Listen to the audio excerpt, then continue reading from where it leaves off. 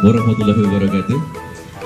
Sahabat Bawaslu, jumpa lagi dengan kami di Talkshow Bawaslu Kabupaten Boyolali. Dan pada hari ini sungguh sangat luar biasa, kita berada di lokasi wisata Loji Sokogiri di Desa Selo, Kecamatan Selo, Kabupaten Boyolali.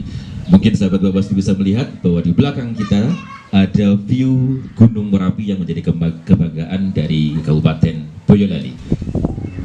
Sahabat Bawaslu, kita sudah memasuki tahun 2022. Mestinya lembaga penyelenggara pemilu seperti Bawaslu telah menyiapkan program-program kerjanya sepanjang tahun 2022. Kita ingin tahu sejauh mana program-program kerja tersebut sudah dipersiapkan oleh Bawaslu, dan kita ingin tahu apa urgensi dan substansi dari program-program kerja tahun 2022. Untuk itu telah hadir bersama kita narasumber dari Bawaslu Kabupaten Boyolali. Yang pertama yaitu dari Koordinator Divisi SDM dan Organisasi, yaitu Bapak Muhammad Mahmudi, Sarjana Agama, Magister Hukum. Selamat siang Bapak Mahmudi. Selamat siang Mas Toto. Iya, bagaimana kabarnya? Kabarnya alhamdulillah baik, sehat, awet muda Mas Toto. Iya.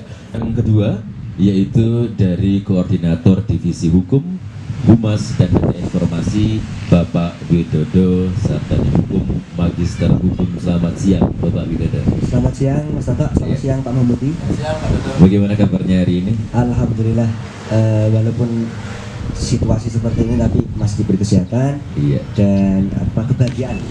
Baik, sahabat Bawaslu, kita langsung saja berbincang-bincang. Yang pertama dengan Bapak Mahmudi dulu. Pak Mahmudi, tadi prolog sudah saya sampaikan tentang program kerja Bawaslu Kabupaten Boyolali sepanjang tahun 2022. Ini apa urgensi dan juga substansi dari program kerja Bawaslu sepanjang tahun 2022 ini? Terima kasih Mas. Jadi di awal tadi sudah disampaikan kita sudah memasuki tahun 2022. Tentu di awal tahun ini Bawaslu sudah menyiapkan dan merencanakan berbagai program yang ini sesungguhnya program ini disusun dalam rangka untuk yang pertama kita mempersiapkan menghadapi pemilihan serentak tahun 2024. Itu yang pertama. Yang kedua tentu kita ingin terus-menerus dan kontinu untuk melakukan pengembangan partisipasi masyarakat terkait dengan pengawas pemilu. Yang ketiga, nanti kita akan sampaikan bicara soal peningkatan SDM yang ada. Jadi prinsipnya bahwa Bawaslu ini sebagai lembaga publik, lembaga negara, tentu kita dibiayai oleh uang rakyat, Mas. Sehingga kita memang perlu kemudian untuk menyampaikan program-program yang bisa kita susun dan kita sudah siapkan itu untuk kemudian disosialisasikan kepada masyarakat. Dan tentu hak masyarakat untuk mengerti dan mengetahui apa yang kemudian bisa dikerjakan oleh Bawaslu di kurun waktu tahun 2022. Jadi prinsipnya itu urgensi dan substansi kita menyusun program kerja di tahun 2022. Iya. Secara garis besar dari program-program kerja Bawaslu Kabupaten Boyolali tahun 2022 seperti apa itu? Terima kasih Mas. Jadi secara garis besar Mas, program kerja di Bawaslu Kabupaten Boyolali itu ada 4 hal. Yang pertama ini soal pelayanan publik atau layanan publik Mas. Yang kedua kita menyiapkan program yang terkait dengan pengembangan partisipasi masyarakat. Yang ketiga layanan hukum, data dan informasi. Kemudian yang keempat ada program peningkatan kapasitas dan SDM kita maupun kelembagaan secara umum. Jadi ini 4 hal program unggulan kita, program yang telah kita susun. Nanti setiap program itu akan ada turunan Mas, ada implementasi seperti apa nanti tentu kita sudah siapkan. Jadi misalnya kita bicara soal peningkatan SDM, nanti di sana banyak sekali kegiatan yang telah kita siapkan. Baik, terima kasih Pak Mahmudi. Kita lanjut saja ke Pak Dodol ini. Dari kehumasan, fungsi fungsi humas tentu saja akan menghubungkan antara lembaga dengan masyarakat juga sebaliknya. Nah, ini peran humas ke depan di tahun 2022 dalam mendukung program kerja dari Bawaslu ini apa peran humasnya, Bapak? Baik Mas Toto, terima kasih atas pertanyaannya. Jadi seperti tadi sudah disampaikan oleh Pak Mahmudi selaku Koordinator Divisi SDM dan Organisasi, juga Mas Toto sedikit singgung tadi terkait dengan fungsi-fungsi humas dalam rangka mendukung pelaksanaan kegiatan yang sudah direncanakan di Bawaslu Kabupaten Boyolali. Kami di Divisi Humas, sebagaimana kita ketahui bahwa fungsi humas adalah istilahnya menjembatani. Kita sebagai lembaga publik Bawaslu Kabupaten Boyolali ini mempunyai program kerja baik yang masih berwujud program maupun yang sudah dilaksanakan, itu untuk kemudian bisa diketahui secara luas oleh masyarakat. Nah, di sisi itulah kemudian kami mengambil peran dengan berbagai macam kegiatan-kegiatan yang tentu sudah kami susun. Nah, bentuknya ada bermacam-macam. Kami pada prinsipnya adalah bahwa kami di Divisi Humas adalah memberi dukungan pada semua divisi di Kabupaten Boyolali, apapun yang dikerjakan oleh divisi yang lain, bahkan kelembagaan secara umum, kemudian kita bisa sampaikan kepada masyarakat dengan berbagai macam bentuk untuk bisa diketahui oleh masyarakat sebagai bagian hak masyarakat, bahwa kami lembaga publik bertanggung jawab salah satunya kepada masyarakat. Seperti itu Mas Toto. Iya. Oke, terima kasih Pak Toto. Ini kembali lagi ke Pak Mahmudi. Nah, dari tadi sudah dijelaskan tentang garis besarnya dari program kerja tahun 2022. Nah, sekarang kita masuk ke detailnya. Nah, untuk yang pertama tadi disampaikan tentang layanan publik. Nah, itu detailnya, konsepnya seperti apa, Bapak? Oke, terima kasih Mas. Jadi program yang pertama secara garis besar tadi adalah pelayanan publik, Mas. Yeah. Di sana nanti ada beberapa program kerja turunan yang sudah kita siapkan. Yang pertama nanti soal penanganan pelanggaran, Mas. Ya, penanganan pelanggaran, koordinasi dengan stakeholder yang ada, baik kepolisian maupun kejaksaan. Kemudian yang kedua, nanti koordinasi tentang penyelesaian sengketa proses, Mas. Karena kita tahu di akhir tahun 2022 itu nampaknya sudah akan dimulai tahapan pemilihan umum tahun 2024. Ya. Sehingga tentunya di sana potensi sengketa itu sangat terbuka. Ya. Sehingga program yang berikutnya adalah penerimaan sengketa proses, Mas. Dari peserta pemilu yang nanti akan berlaga di tahun 2024. Jadi kira-kira itu soal layanan publik yang telah kita siapkan ke depan, Mas. Oke. Selanjutnya untuk yang tadi yang pertama sudah, yang kedua adalah pengembangan tentang partisipatif. Seperti apa detailnya? Ya, Mas. Jadi secara garis besar, jadi program kerja kita yang kedua itu adalah pengembangan pengawasan pemilu partisipatif. Ya. Ini ada beberapa kegiatan yang kita siapkan di tahun 2022. Ini dalam rangka untuk kemudian sejak awal kita menggandeng berbagai komponen dan elemen masyarakat untuk bersama-sama kita ajak menjadi pengawas partisipatif. Ya. Nah, beberapa kegiatan yang kita siapkan adalah yang pertama, Mas, ini ada nanti pendidikan dan pelatihan Saka Administrasi Pemilu, Mas. Ini yang bertemu kepramukaan. Ya, ini kita akan melakukan diklat terhadap anggota Saka Adiastra. Kemudian yang kedua, kita tetap melanjutkan program di tahun-tahun sebelumnya, Mas, yaitu tentang pengembangan desa anti politik uang dan desa pengawasan, Mas. Ini nanti di tahun 2022 kita akan lanjutkan kegiatan itu. Yang berikutnya, Mas, itu kegiatan webinar, Mas, pojok pengawasan kita.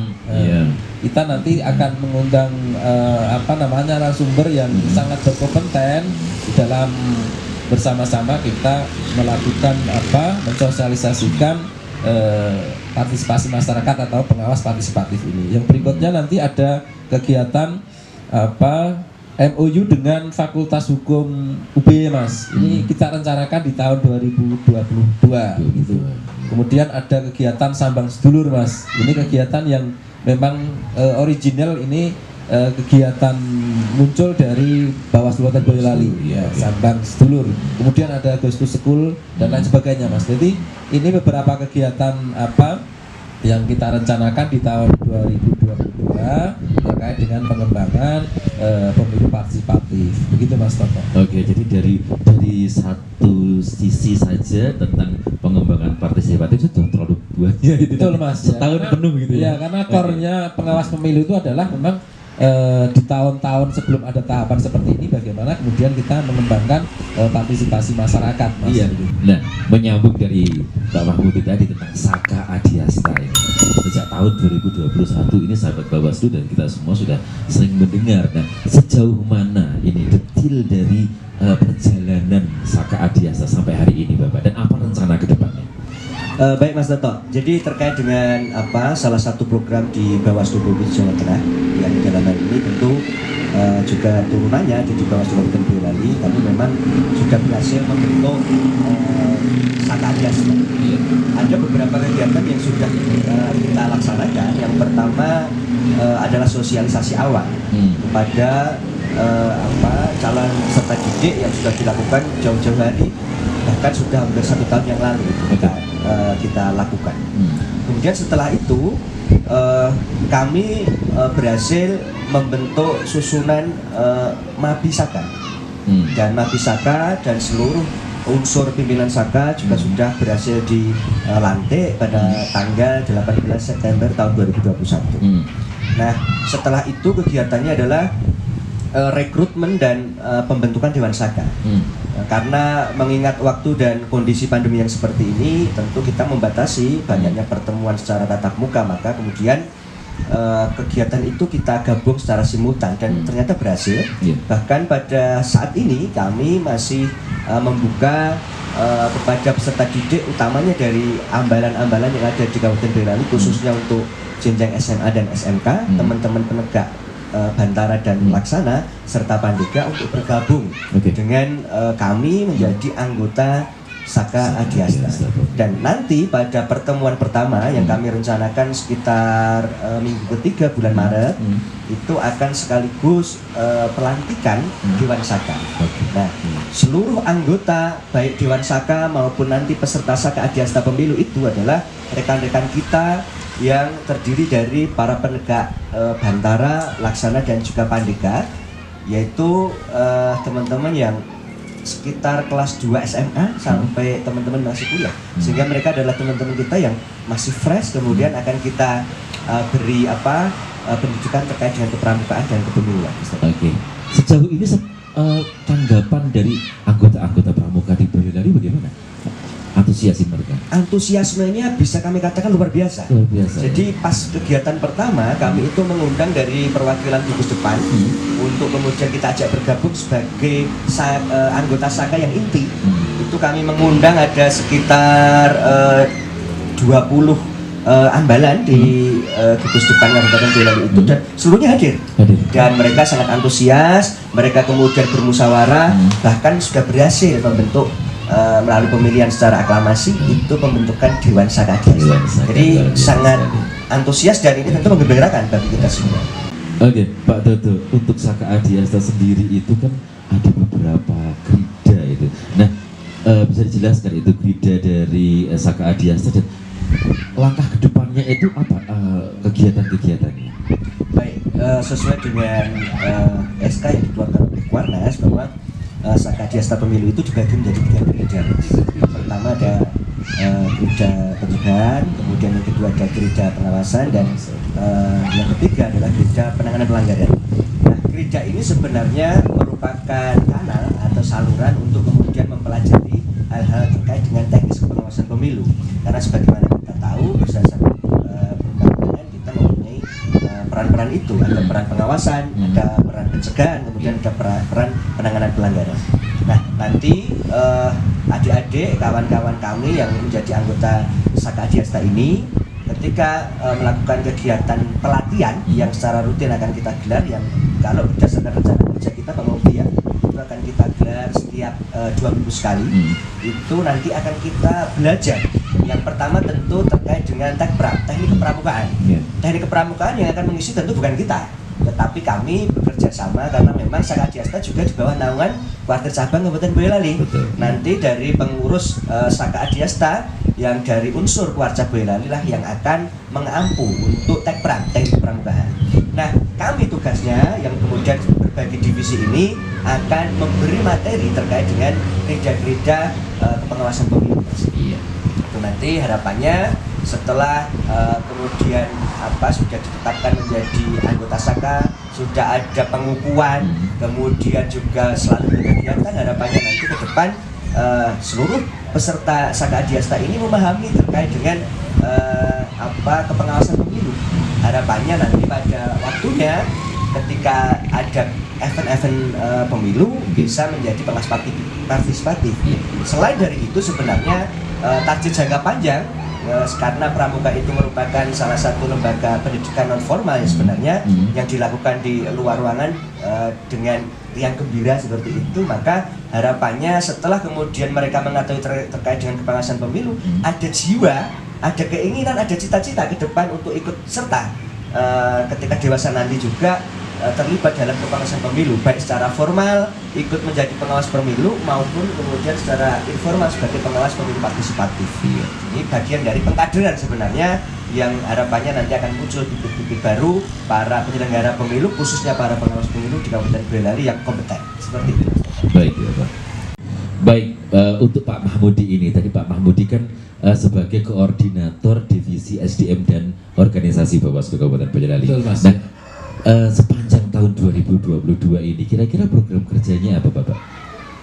Terima kasih Mas. Sebelum saya menjawab pertanyaan Mas Toto, jadi sudah banyak yang kita sampaikan soal program kerja di Bawaslu Kabupaten Boyolali, mulai dari pelayanan publik, kemudian pengembangan partisipatif masyarakat, kemudian yang ketiga soal peningkatan kapasitas SDM. Nah, terkait dengan divisi yang saya ampu Mas, ini ada beberapa kegiatan yang sedang dan akan kita laksanakan di tahun 2022 Mas, dalam rangka untuk kemudian melakukan peningkatan kapasitas terhadap sumber daya manusia yang kita miliki Mas.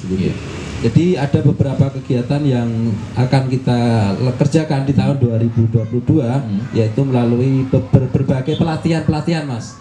Jadi misalnya pelatihan penerimaan permohonan sengketa, kemudian pelatihan notulensi dan risalah. Ini penting bagi staf Bawaslu Kabupaten Boyolali menghadapi tahapan pemilihan umum tahun 2024.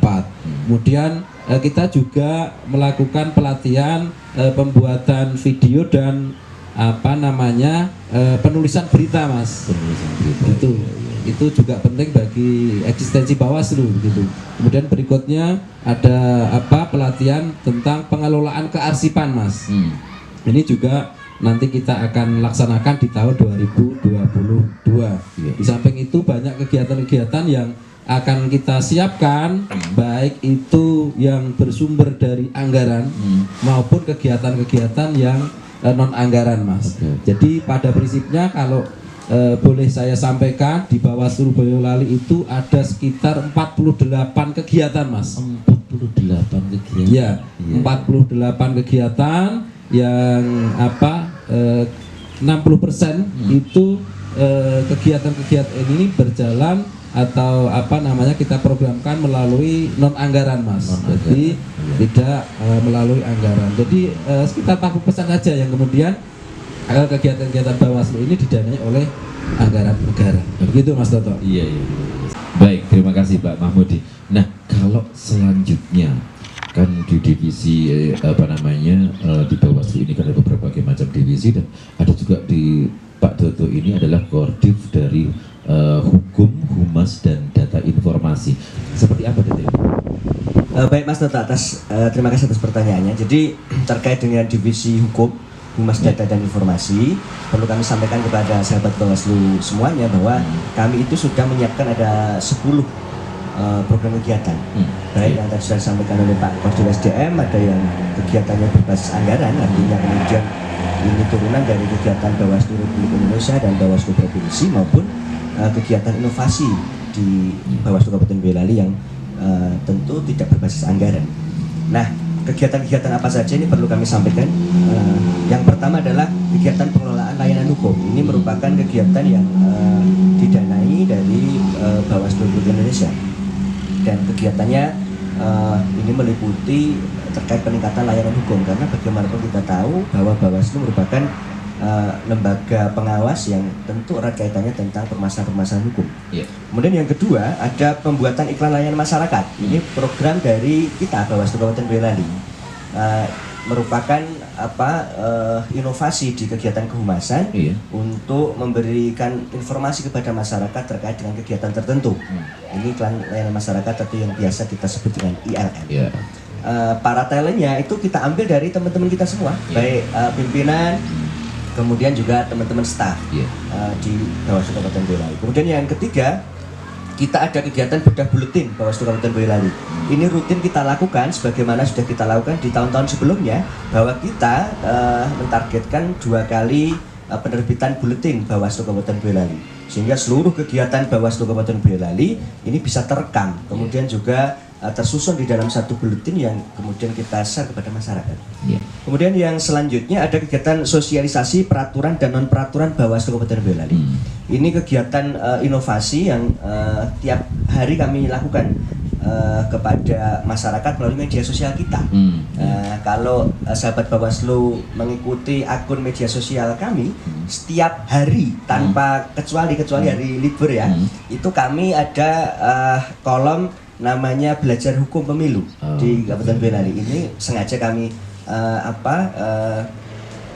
buat untuk kemudian menjadi bahan pembelajaran bagi kita semua, utamanya sahabat Bawaslu seluruhnya, untuk mengetahui kegiatan aturan-aturan hukum yang bersumber dari Undang-Undang 7 tahun 2017 maupun Undang-Undang 10. Kemudian selanjutnya ada kegiatan penerbitan buku sejarah pengawas. Ini merupakan program dari Bawaslu Provinsi Jawa Tengah, dan ini masih dalam proses karena kami akan menyusun sejarah kepengawasan kepemiluan di Kabupaten Boyolali mulai tahun 2004 sampai sekarang, baik secara kelembagaan, kemudian juga profil dari masing-masing pimpinan pada masanya. Ini merupakan kerja besar dan tentu merupakan istilahnya prioritas bagi kita semua untuk kemudian kita susun.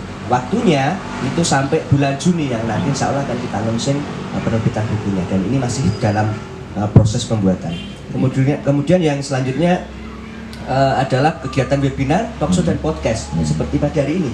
Ini sengaja kami lakukan sebagai bagian dari kita memperkaya inovasi di kehumasan Bawaslu Kabupaten Boyolali, sekaligus substansinya memberi informasi kepada masyarakat hal apa saja yang dilakukan oleh Bawaslu Kabupaten Boyolali. Karena kalau kita tidak sering berkegiatan seperti ini, masyarakat bisa saja tidak tahu. Asumsinya bisa saja nanti seperti ini, kalau tidak ada pemilu Bawaslu ngapain gitu. Padahal kita tahu bahwa karena kita sudah lembaga yang sifatnya permanen, maka kita sudah berkegiatan tiap hari, kita ngantor tiap hari. Kemudian kita juga pembenahan kelembagaan tiap hari dan lain sebagainya. Yang ini tentu masyarakat harus tahu, mengingat kita lembaga publik yang dibiayai oleh uang rakyat seperti disampaikan oleh Pak Mahmudi tadi. Selanjutnya kegiatan publikasi bekerjasama dengan media. Ini nanti kegiatannya macam-macam, baik kegiatan yang sifatnya kita mengirim berita, kemudian ada juga press release terhadap satu kegiatan tertentu di Kabupaten Boyolali. Ini sudah rutin kita lakukan bekerjasama dengan teman-teman media yang tergabung di dalam forum wartawan Kabupaten Boyolali. Hubungan kami dengan rekan-rekan wartawan ini sangat baik dan saling bisa bertukar informasi. Kemudian selanjutnya pembuatan film dokumenter pengawasan tahapan pencalonan. Ini merupakan prioritas Bawaslu Republik Indonesia. Kemudian masih ada 2 lagi yang selanjutnya ada kegiatan edukasi terhadap masyarakat yang ini bagian dari kita membackup sebenarnya kegiatan-kegiatan oleh divisi pengawasan dan divisi yang lain.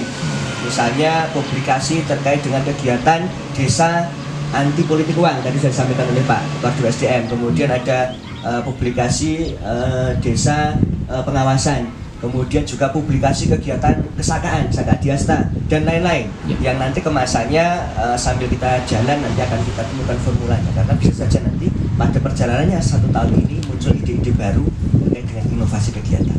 Kemudian yang terakhir adalah kegiatan pengelolaan dan pelayanan PPID.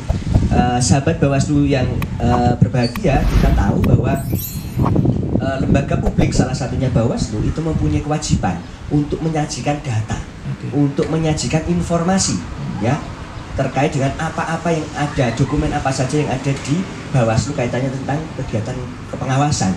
Nah, tentu mungkin saja masyarakat ada yang pengen membutuhkan. Ya, maka kami kemudian Bawaslu Republik Indonesia menginisiasi munculnya PPID. Ya, Pejabat Pengelola Informasi dan Dokumentasi yang kami sudah buatkan webnya. Web PPID Kabupaten Boyolali sudah baik sekali, kemudian sudah kita update, kemudian informasinya berdasarkan dengan Perbawaslu maupun peraturan Komisi Informasi sudah kita klasifikasi.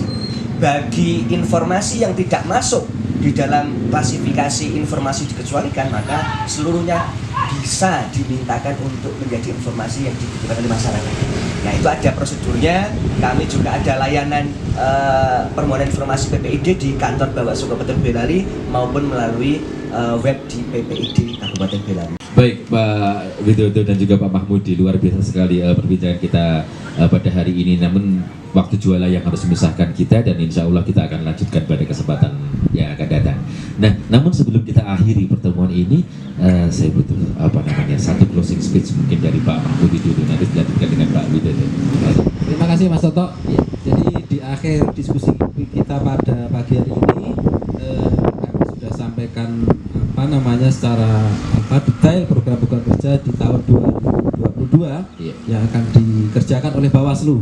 Harapan kita tentu program-program kerja ini bisa kita laksanakan dengan sebaik-baiknya, sehingga sekali lagi kita bisa menyongsong pemilu serentak tahun 2024 dengan baik. Demikian aja Mas Toto, terima kasih. Terima kasih Pak Mahmudi. Baik, untuk Pak Widodo sendiri sebagai closing speech.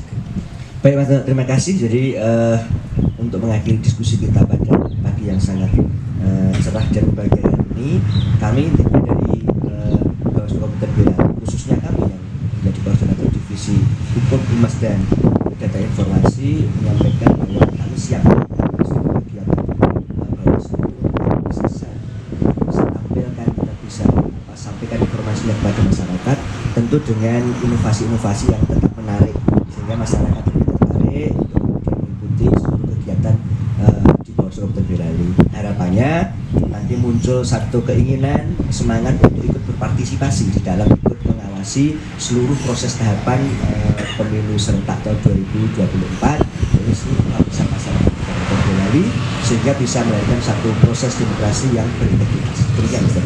Iya, baik, terima kasih. Sahabat Bawaslu, demikian tadi perbincangan kita dengan dua narasumber dari Bawaslu Kabupaten Boyolali, Bapak Muhammad Mahmudi dan juga Bapak Widodo. Terima kasih atas perhatian dari sahabat Bawaslu sekalian, dan kita dapat berjumpa kembali dalam acara yang sama di kesempatan yang berbeda. Terima kasih. Bersama rakyat, awasi pemilu, bersama Bawaslu, tegakkan keadilan pemilu. Wassalamualaikum warahmatullahi wabarakatuh.